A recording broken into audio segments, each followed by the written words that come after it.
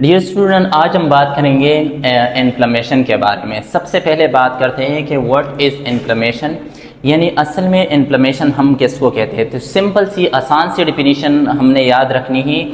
Inflammation is the response of vascular connective tissue towards any injury. अब मिसाल के ज़रिए मैं आपको समझा देता हूँ कि लेट सपोज के अगर ये वास्कुलर कनेक्टिव टिश्यू है, इसको हम डैमेज करते हैं, कोई भी काज हो, इधर वो थर्मल काज हो या कोई बैक्टीरिया कोई पैथोजन बॉडी के अंदर दाखिल हो जाते हैं और इसको इरिटेट करते हैं, डैमेज करते हैं, या कोई थर्मल इंजरी हो या कोई इलेक्ट्रिकल हो, या अगर कोई फोर्स हो, कोई मुक्का मारे, कोई चुरी लग जाए, whatever the cause of injury. But जब भी हम हिलती वास्कुलर कनेक्टिव टिश्यू को डैमेज करते हैं तो हमारे हिलती वास्कुलर कनेक्टिव टिश्यू से इन्फ्लेमेटरी मीडिएटर रिलीज होते हैं।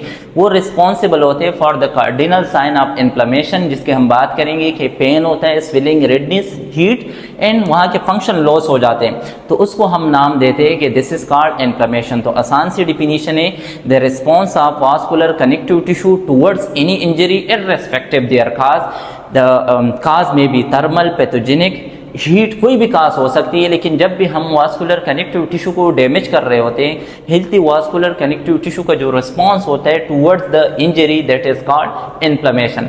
अब इन्फ्लेमेशन के अंदर क्या होता है कि लेट्स सपोज के इन्फ्लेमेशन के अंदर जो इसका रिस्पॉन्स होता है हिलती वास्कुलर कनेक्टिव टिश्यू का, इसका रिस्पॉन्स क्या होता है कि ये इन्फ्लेमेटरी मीडिएटर रिलीज करते, डिफरेंट केमिकल रिलीज करते हैं, और वो केमिकल रिस्पॉन्सिबल होते हैं फॉर द पेन, के उस एरिया के अंदर पेन होता है। इसके अलावा स्वेलिंग हो जाती है, इसके अलावा हमें पता है रेडनेस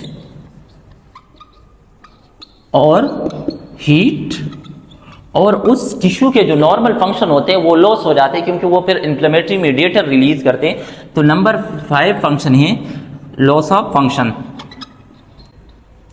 लॉस ऑफ फंक्शन, इसके ओल्ड नेम की अगर हम बात करें तो पेन को कहते थे डॉलर, स्वेलिंग को ट्यूमर, रेडनेस को रूबर, और हीट को कॉलर, और लॉस ऑफ फंक्शन को नाम देते थे फंक्शन लॉसिया। अब कहीं पर भी जब हम हिलती वास्कुलर कनेक्टिव टिश्यू को डैमेज करते हैं, हिलती वास्कुलर कनेक्टिव टिश्यू से इन्फ्लेमेटरी मीडिएटर रिलीज होते हैं, जैसे कि नाइट्रिक ऑक्साइड है, ल्यूकोट्राइन्स है, ब्रेडिकाइनिन है, हिस्टामिन है, वो रिलीज होते हैं और इस एरिया के अंदर हमें pain, swelling, redness, heat, loss of function, ये साइन हमें मिल रहे होते हैं। इसको हम क्या कहते हैं, कार्डिनल साइन ऑफ इन्फ्लेमेशन। तो सबसे पहले डिफिनीशन बिल्कुल इजी के ये हमारे हिलती वास्कुलर कनेक्टिव टिश्यू का रिस्पॉन्स टुवर्ड्स एनी इंजरी, और जब भी हम किसी हिलती वास्कुलर कनेक्टिव टिश्यू को डैमेज करते हैं तो हिलती वास्कुलर कनेक्टिव टिश्यू से डिफरेंट इन्फ्लेमेटरी मीडिएटर रिलीज होते हैं। अब वो इन्फ्लेमेटरी मीडिएटर जब रिलीज होते हैं तो वहाँ पे pain, swelling, redness, heat, loss of function, ये क्लिनिकल साइन हमें मिलते हैं। अब पेन के क्यों होता है, स्वेलिंग क्यों होती है, रेडनेस, हीट और लॉस ऑफ फंक्शन, हम अंडरलाइंग फिजियोलॉजिकल जो मॉलिक्यूलर मैकेनिज्म होती है उसकी हम बात करेंगे कि किस तरह इन्फ्लेमेशन के अंदर inflammatory mediator leads to pain, leads to swelling, lead to redness, heat, और फंक्शन कैसे लॉस हो जाता है। अब सवाल दूसरा ये आता है कि बॉडी इन्फ्लेमेशन होता क्यों है, क्यों हम कहते हैं कि ये इम्यून सिस्टम का एक, हमारे बॉडी का एक प्रोटेक्टिंग रिस्पॉन्स है, क्यों। तो हम बात करते हैं पर्पज ऑफ इन्फ्लेमेशन की। नंबर फर्स्ट फंक्शन इसका ये होता है to remove the cause of injury. Inflammation का मेन पर्पज ये होता है कि जिस चीज़ ने, जिस इंजरी ने, जिस स्टिमुलेंट्स ने हमारे हिलती वास्कुलर कनेक्टिव टिश्यू को डैमेज किया वो काज रिमूव हो। तो number first function of inflammation is to remove the cause of injury. Number second, to bring more nutrition toward the side of injury. अब अगर ये सेल इंजर्ड है, ये टिश्यू इंजर्ड है, तो ये अंडर स्ट्रेस है, तो इसको ज़्यादा न्यूट्रिशन की, ज़्यादा ब्लड की, ज़्यादा इम्यून सिस्टम के सेल की यहाँ पे रिक्वायरमेंट है। तो इन्फ्लेमेशन का सेकंड नंबर पर होता है to bring more nutrition toward the side of injury. Next, to bring more immune system cell, especially white blood cell. जहाँ कहीं पर इन्फ्लेमेशन होता है तो कीमोटैक्टिक केमिकल रिलीज होते हैं जो कि इम्यून सिस्टम के सेल्स को अट्रैक्ट करते हैं। तो एक पर्पज इसका ये भी होता है to bring more immune system cells toward the side of injury. Next की अगर हम बात करें तो अगर वो इंजरी चाहे वो थर्मल है, वो पैथोजेनिक है, वो केमिकल काज है, कोई भी इंजरी है, कोई भी काज हो, उसको न्यूट्रलाइज करना। This is the most important function of inflammation, to neutralise the cause of injury. Other की अगर हम बात करें to heal up injured tissue. इसके अलावा जो टिश्यू इंजर्ड हुआ है, इन्फ्लेमेशन का एक पर्पज ये होता है कि वहां पे हीलिंग प्रोसेस स्टार्ट हो, और इसके अलावा टू एलिमिनेट डेड सेल। जो बॉडी के डेड टिश्यू है, जो उस इंजरी की वजह से डेड हुए, उसको रिमूव करना। These all are the purpose of inflammation. तो सबसे पहले हमने बात की डिफिनीशन की। डिफिनीशन सबसे इजी है कि जब भी हम हेल्थी वास्कुलर कनेक्टिव टिश्यू को डैमेज करते हैं, हेल्थी वास्कुलर कनेक्टिव टिश्यू का जो रिस्पॉन्स होता है towards the injury, irrespective the cause of injury, cause कोई भी हो, लेकिन हेल्थी वास्कुलर सिस्टम क्या कर रहा होता है, वो केमिकल रिलीज करते हैं जिसको हम इन्फ्लेमेटरी मीडिएटर या साइटोकाइंस कहते हैं, जैसे कि ब्रेडिकाइनिन है, ल्यूकोट्राइन है, हिस्टामिन है, वो रिलीज हो जाते हैं और वो रिस्पॉन्सिबल होते हैं for the cardinal sign of inflammation. और सेकंड पे हमने पर्पस की बात की, तो पर्पस इसके इन्फ्लेमेशन के ये है कि जो इंजरी है, जो इंजर स्टिमुलस है, उसको न्यूट्रलाइज करना, उसको रिमूव करना। जिस एरिया के अंदर इंजरी हुई वहाँ पे ज़्यादा न्यूट्रिशन, ज़्यादा वाइट ब्लड सेल को वहाँ पे अट्रैक्ट करना, जो डेड सेल है उसको एलिमिनेट करना और हीलिंग प्रोसेस स्टार्ट करवाना। अब सेकंड नंबर पे हम बात करते हैं कि इन्फ्लेमेशन, क्रोनिक और एक्यूट इन्फ्लेमेशन में क्या फ़र्क है, तो उसको डिस्कस करते हैं। Chronic versus acute inflammation. तो जैसे नाम से जाहिर है कि क्रोनिक और एक्यूट सिर्फ ऑनसेट एंड ड्यूरेशन का फर्क होता है। अगर inflammation Aahista Aahista slowly gradually develop होने वाला है और जिसके अंदर वीक्स या मंथ्स लग जाते हैं, तो उसको हम नाम देंगे कि ये क्रोनिक इन्फ्लेमेशन है। मींस के अगर ऑनसेट ग्रेजुअली और लॉन्गर ड्यूरेशन, हम इसको कहेंगे कि ये क्रोनिक है। एक्यूट के अंदर क्या होते हैं कि ऑनसेट सडन, यानी साइन एंड सिम्टम जो कार्डिनल साइन के हमने बात की, सडनली डेवलप हो जाते हैं, और इसके अलावा जो ड्यूरेशन है, शॉर्ट टाइम ड्यूरेशन, हम इसको कहते हैं कि this is acute and chronic inflammation. तो मेन डिफरेंस इसके अंदर ये है। नेक्स्ट पे हम बात करेंगे कि ड्यूरिंग इन्फ्लेमेशन दो किस्म के हमारे पास चेंजेस आ जाते हैं। एक को हम नाम देते हैं कि ये वास्कुलर चेंजेस है, और सेकंड जो मेन चेंजेस होती है ड्यूरिंग इन्फ्लेमेशन, उसको हम कहते हैं सेलुलर चेंजेस। तो सबसे पहले बात करते हैं कि वास्कुलर चेंजेस क्या क्या होती है during inflammation.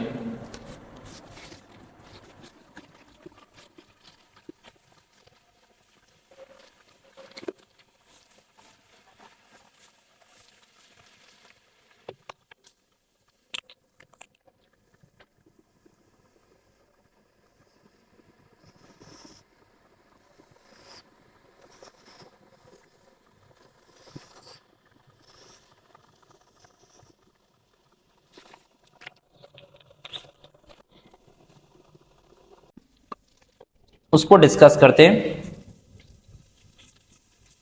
Chronic versus acute inflammation. तो जैसे नाम से जाहिर है कि क्रोनिक और एक्यूट सिर्फ ऑनसेट एंड ड्यूरेशन का फर्क होता है। अगर inflammation Aahista Aahista slowly gradually develop होने वाला है और जिसके अंदर वीक्स या मंथ्स लग जाते हैं, तो उसको हम नाम देंगे कि ये क्रोनिक इन्फ्लेमेशन है। मींस के अगर ऑनसेट ग्रेजुअली और लॉन्गर ड्यूरेशन, हम इसको कहेंगे कि ये क्रोनिक है। एक्यूट के अंदर क्या होते हैं कि ऑनसेट सडन, यानी साइन एंड सिम्टम जो कार्डिनल साइन के हमने बात की, सडनली डेवलप हो जाते हैं, और इसके अलावा जो ड्यूरेशन है, शॉर्ट टाइम ड्यूरेशन, हम इसको कहते हैं कि this is acute and chronic inflammation. तो मेन डिफरेंस इसके अंदर ये है। नेक्स्ट पे हम बात करेंगे कि ड्यूरिंग इन्फ्लेमेशन दो किस्म के हमारे पास चेंजेस आ जाते हैं। एक को हम नाम देते हैं कि ये वास्कुलर चेंजेस है, और सेकंड जो मेन चेंजेस होती है ड्यूरिंग इन्फ्लेमेशन, उसको हम कहते हैं सेलुलर चेंजेस। तो सबसे पहले बात करते हैं कि वास्कुलर चेंजेस क्या क्या होती है ड्यूरिंग इन्फ्लेमेशन।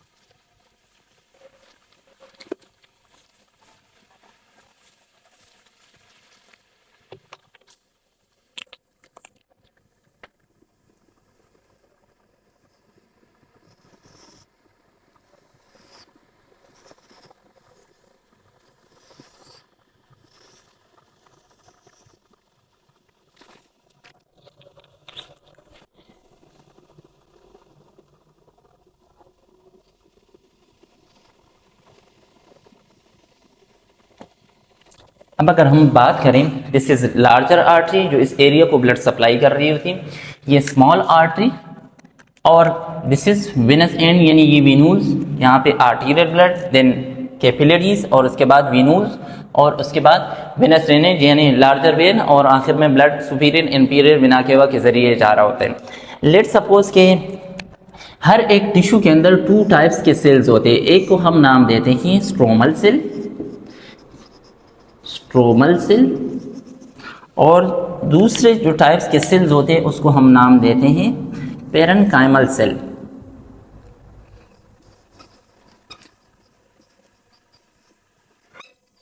Parenchymal cell. अब स्ट्रोमल सेल क्या होते हैं? स्ट्रोमल सेल हम कहते हैं किसी भी टिश्यू के जो सपोर्टिंग सेल्स होते हैं, लेट सपोज कि ब्रेन के अंदर जो न्यूरोग्लिया है उसको हम कहते हैं कि ये स्ट्रोमल सेल्स हैं, और जो न्यूरॉन है, जो फंक्शनल सेल्स होते हैं उसको हम नाम देते हैं कि ये पेरेन्काइमल सेल्स हैं।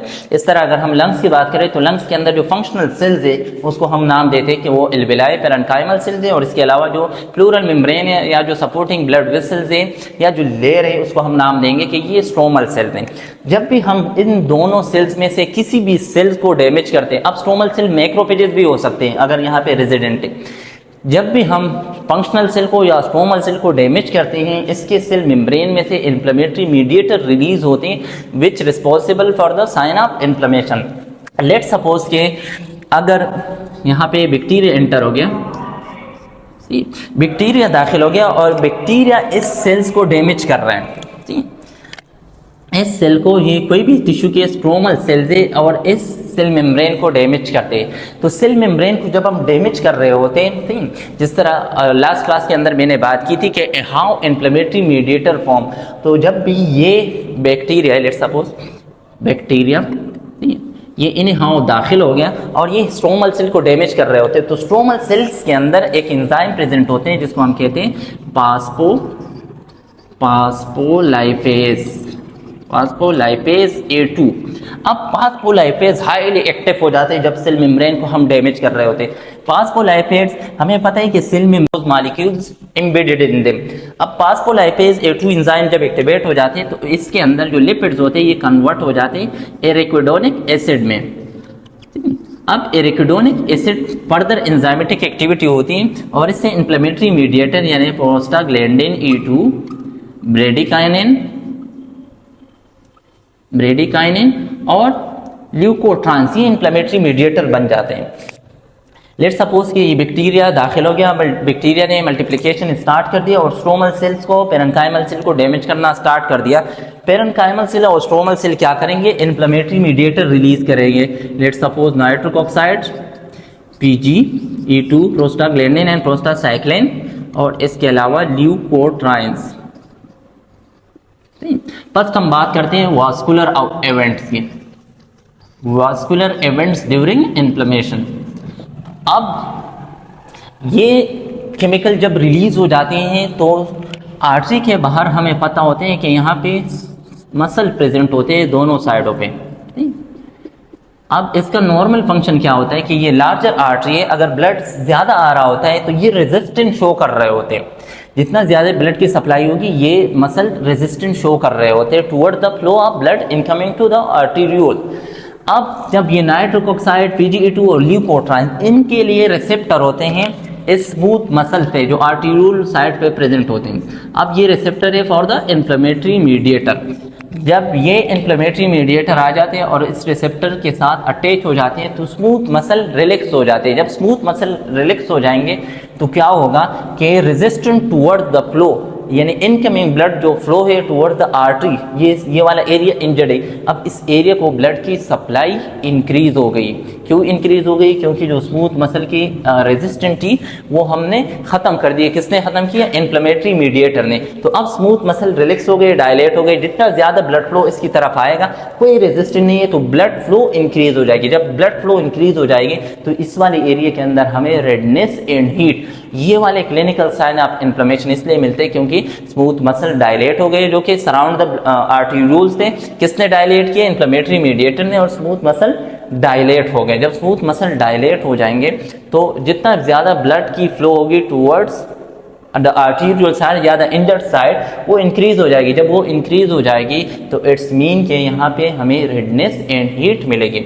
सेकंड नंबर पे हम बात करते हैं कि नॉर्मली अगर हम प्रेशर की बात करें तो इस आर्टरीज के अंदर टू टाइप्स के प्रेशर होते हैं जो कि फ्लूइड की मूवमेंट को मेंटेन कर रहे होते हैं। एक को हम नाम देते हैं ऑस्मोटिक प्रेशर और सेकंड को हम नाम देते हैं ओनकोटिक प्रेशर। उसको पहले डिस्कस करते हैं कि ड्यूरिंग इन्फ्लेमेशन क्योंकि ऑस्मोटिक और ओनकोटिक प्रेशर के अंदर चेंजेस आ जाती हैं। लेट्स सपोज के at the start of arterioles या कैपिलरीज के स्टार्ट में हाइड्रोस्टेटिक प्रेशर में इससे डोनेट कर रहा हूँ एच वाला pressure 35 millimetre of mercury mmHg इतना होता है। वाइल ओस्मोटिक प्रेशर कितना होता है 28 मिलीमीटर ऑफ मर्करी। अब हाइड्रोस्टेटिक प्रेशर का काम क्या होता है कि फ्लूइड को आउटवर्ड डायरेक्शन में मूव करवाना, इस डायरेक्शन में हाइड्रोस्टेटिक प्रेशर का। और ओस्मोटिक प्रेशर का काम होता है फ्लूइड को कंपार्टमेंट में रिटेन करना। At the start of capillaries या आर्टेरियोल्स अगर हम बात करें तो hydrostatic pressure is more than osmotic pressure, तो फ्लूइड की नेट मूवमेंट किस साइड होगी, आउटसाइडेड, यानी इंटरस्टिशियल स्पेस को न्यूट्रिशन सही और ऑक्सीजन की नीड होती है। तो at the start of capillaries and arterioles यहाँ पे क्या है, ओस्मोटिक प्रेशर कम है, रिटेन करने वाला और बाहर की तरफ पुश करने वाला प्रेशर ज्यादा है, तो फ्लूइड की नेट मूवमेंट किस साइड होती है, आउटसाइडेड। जैसे हम आगे जाते हैं वेनस एंड की तरफ तो हाइड्रोस्टेटिक प्रेशर ड्रॉप हो जाता है, सही है, up to 15 millimetre of mercury mmHg। और अगर हम ओस्मोटिक प्रेशर की बात करें तो अगर ये ओस्मोटिक प्रेशर की ग्राफ है तो ये थ्रू आउट द वेन यहाँ पे भी ये 28 मिलीमीटर ऑफ मर्करी होता है।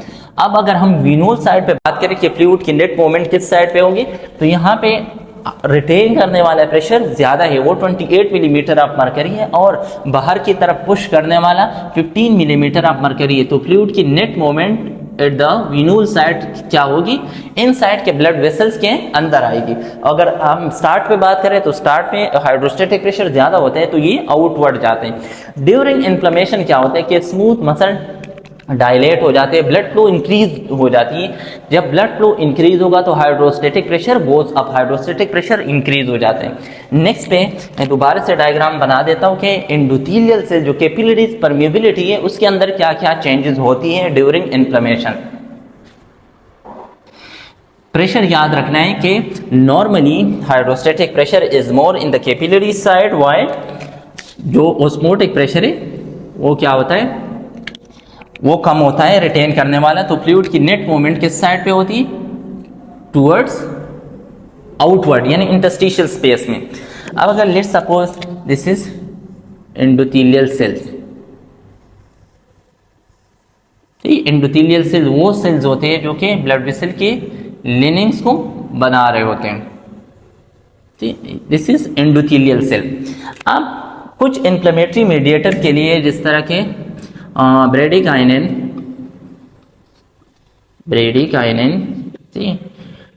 ट्यूमर निक्रोटिंग फैक्टर और इंटरल्यूकिन, इनके लिए रिसेप्टर होते हैं इस एंडोथेलियल सेल के ऊपर।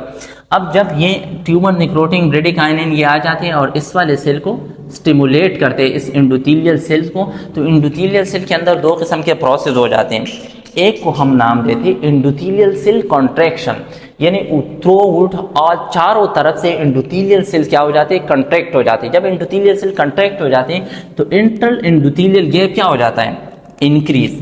हमारे पास इंटर एंडोथेलियल गैप इंक्रीज हो जाता है। क्यों इंक्रीज हो जाते हैं, क्योंकि इन्फ्लेमेटरी मीडिएटर की वजह से एंडोथेलियल सेल्स है वो कंट्रैक्ट हो गए। अब जब एंडोथेलियल सेल कंट्रैक्ट हो जाएंगे तो क्या होगा, इंटर एंडोथेलियल गैप हमारे पास इंक्रीज हो जाएगा।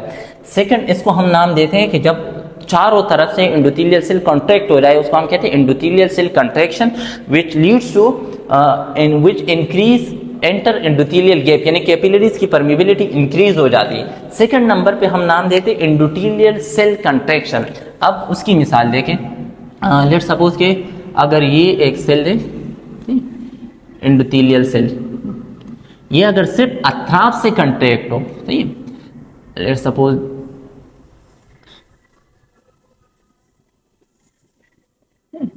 अब अगर सिर्फ ये वाला एरिया कंट्रैक्ट हो तो इसको हम नाम देते हैं एंडोथेलियल सेल रिट्रैक्शन।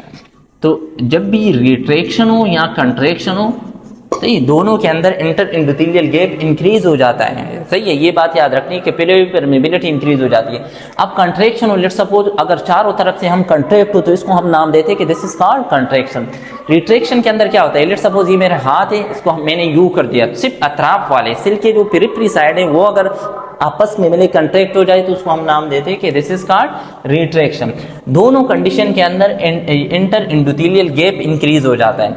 अब जो ऑस्मोटिक प्रेशर होता है ये मेंटेन करने वाले प्रोटीन को हम नाम देते हैं एल्बुमिन। तो एल्बुमिन जब ये स्पेस इंक्रीज हो जाते हैं तो एल्बुमिन लीक आउट हो जाते हैं, एल्बुमिन इंटरस्टिशियल स्पेस में आ जाता है। जब एल्बुमिन इंटरस्टिशियल स्पेस में आ जाते हैं तो यहाँ पे होता क्या है कि ऑस्मोटिक प्रेशर डिक्रीज, जब भी ऑस्मोटिक प्रेशर डिक्रीज होगा तो ज्यादा से ज्यादा फ्लूइड लीक आउट होगा और उस फ्लूइड के अंदर प्रोटीन भी होंगे।